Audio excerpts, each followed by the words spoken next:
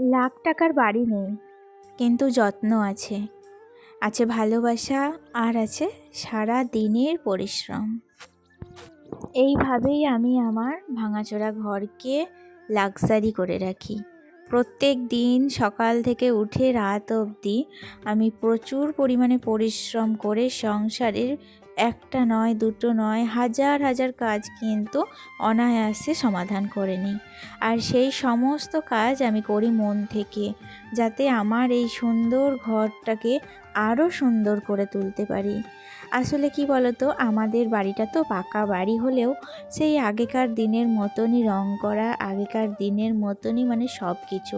তো সেই অনুপাতে অন্যদের বাড়িগুলো দেখলে মনে হয় আমাদের বাড়িটা কিছুই না তাদের কাছে। তো আমি আমার মতো করে আমার এই সুন্দর ঘরটাকে আরও সুন্দর করে সাজিয়ে রাখার চেষ্টা করি।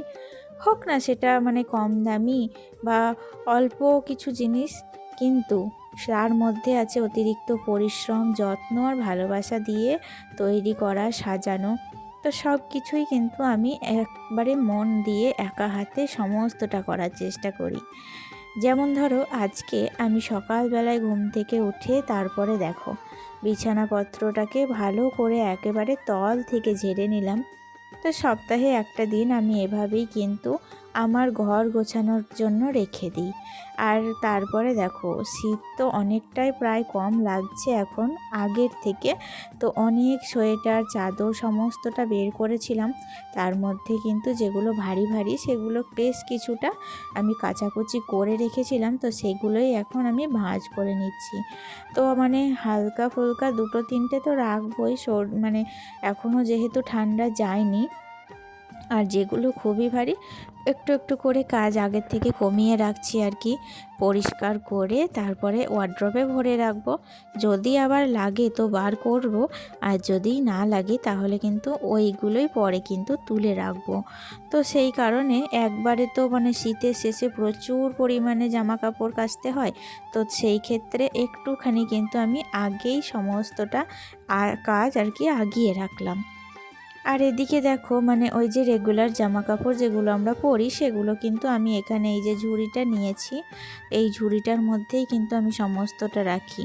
তো এই শীতকালে মানে শুরু হওয়ার জন্য যখন শুরু হয় আর কি, তো তখনই কিন্তু এই 3 থাকি ঝুড়িটা নিয়েছিলাম, জানো তো এটাতে বেশ উপকার হয়। আর এটা ওই 250 টাকা মতো দাম নিয়েছিল, খুব বেশি দাম নেয়নি।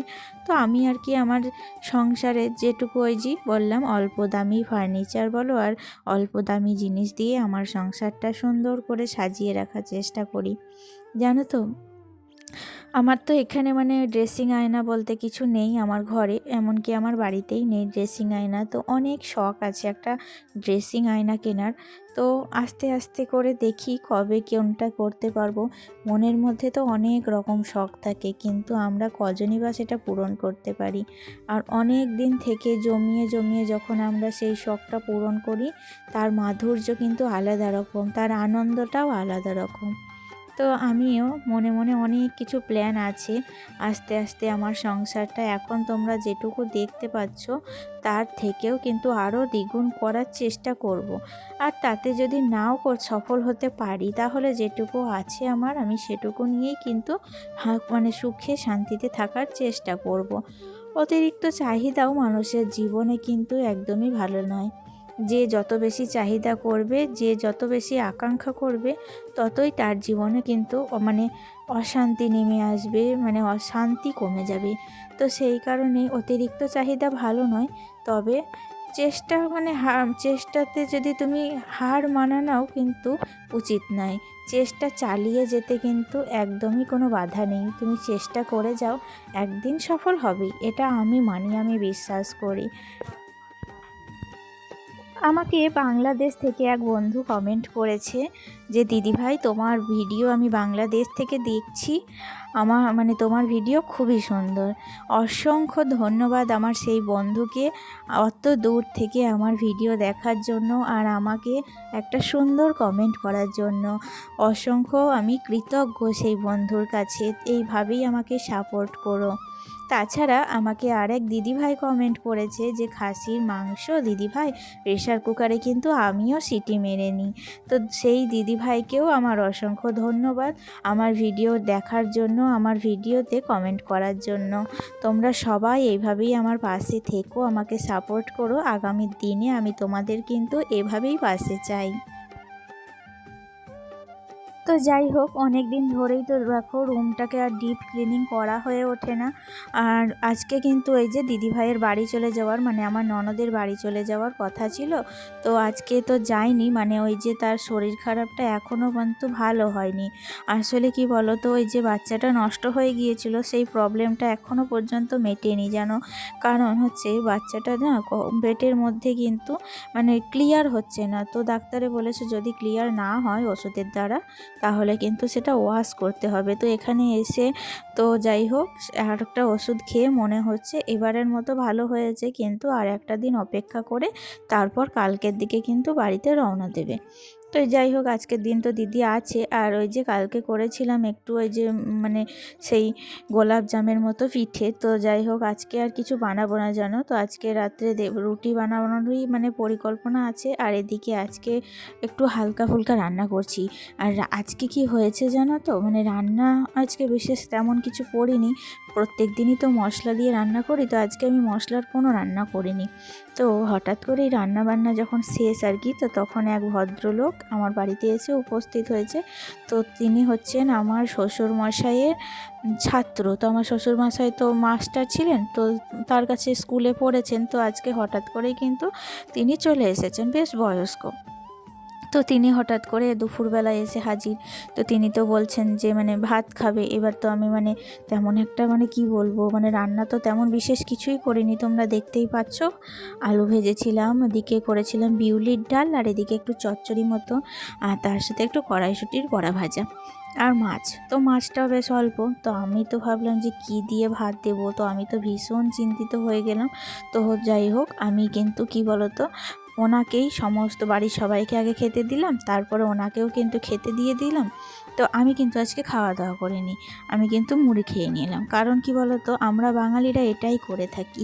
তো আমাদের বাড়িতে যদি হঠাৎ করে কোনো অতিথি চলেই আসে, তো তাকে কিন্তু আগে আমরা আপ্যায়ন করি। আমরা অতিথিকে মনে করি নারায়ণ। তো নারায়ণভাবেই কিন্তু আমরা সেবা করি। তো এতে আমাদের সংসারের মঙ্গল, আর সেই সংসারের মঙ্গল কামনার জন্য আমরা কিন্তু এটা করে থাকি। তো তাকে তো মানে ভক্তি ভরে সমস্তটা খেতে দিলাম। তো তাতে যদি আমাদের একবেলা না খেয়ে থাকতে হয় তাতে কি আছে, আমরা তো রোজই খাই। তো তিনি যদি আজকে এসেছে, তো তাকে যদি খেতে না দিয়ে অভুক্ত অবস্থায় বাড়িতে পাঠিয়ে দিই, তো আমাদের সংসারেরই তো অকল্যাণ হবে। এই কথা মাথায় রেখে আমি কিন্তু আজকে সারাদিন জানো তো ভাত খাইনি। তো তাকেই কিন্তু আজকে খেতে দিয়েছি। তো তিনি তো খেয়ে খুব নাম করছিলেন। তো জানি না মানে আমি মানে কি বলবো তোমাদের, এই মানে এই তরকারি দিয়ে ভাত দিতে তো এত লজ্জা লাগছিল, এত খারাপ লাগছিল যে কি বলবো। তো যাই হোক উনি তো কিছু বলেননি, উনি কিন্তু খুব ভক্তি ভরেই খাওয়া দাওয়া করেছিলেন। আর আসলে অনেক দিন পর যদি বাড়িতে কেউ আসে, তার পুরনো মানুষ, তো তার সঙ্গে কিন্তু মানে তাকে আপ্যায়ন করতেও কিন্তু খুব ভালো লাগে জানো। তো যাই হোক এদিকে দেখো আমার কিন্তু রান্নাবান্নাগুলো হয়ে গিয়েছিল। তো তারপরেই কিন্তু উনি এসেছিলেন, তো সেই ঘটনাটা আমি তোমাদের সাথে শেয়ার করলাম। তো তারপর তো আমি আঁকাবাকি করে মানে তাকে খেতে দিয়ে সমস্তটা গুছিয়ে গাছিয়ে নিয়েছিলাম। তারপর আমি নিজেও কিন্তু একটু ওই যে জল মুড়ি খেয়ে তারপর কিন্তু ছেলেকে নিয়ে চলে গিয়েছিলাম টিউশনি। আর টিউশনি থেকে এসে দেখি উনি বাড়ি চলে গিয়েছেন। তো খুব ভালোই কিন্তু আজকে মানে অতিথি সেবাটা হয়েছিল। আর এদিকে কিন্তু রান্নাবান্নাগুলো বেশ ভালোই হয়েছিল। তো আমি তো মানে ওই একটু আধটু চেখে দেখেছিলাম, তো বুঝতে পেরেছিলাম বেশ ভালোই হয়েছিল। আর জানো তো মানে বাড়িতে যখনই কোনো অতিথি আসবে, আমি তোমাদেরও বলছি তোমরাও কিন্তু নিজে একবেলা খেয়ে থাকবে এটাও শিকার, কিন্তু অতিথিকে কখনোই কিন্তু অভুক্ত অবস্থায় বাড়ি পাঠিয়ে দিও না, এটা কিন্তু একদমই মানে উচিত না। তো তাহলে বন্ধুরা চলো তাহলে আজকে এতটুকুই থাকছে, আবারও দেখা হচ্ছে নেক্সট ব্লগে। আর অবশ্যই আমার ভিডিওটি কেমন লাগলো তোমরা কমেন্টে কিন্তু জানাতে ভুলবে না। তোমাদের মিষ্টি মিষ্টি কমেন্টের অপেক্ষায় আমি থাকবো। তাহলে আজকে এখান থেকে বিদায় নিচ্ছি, দেখা হচ্ছে নেক্সট ব্লগে। ভালো থেকো তোমরা, আসি, টাটা।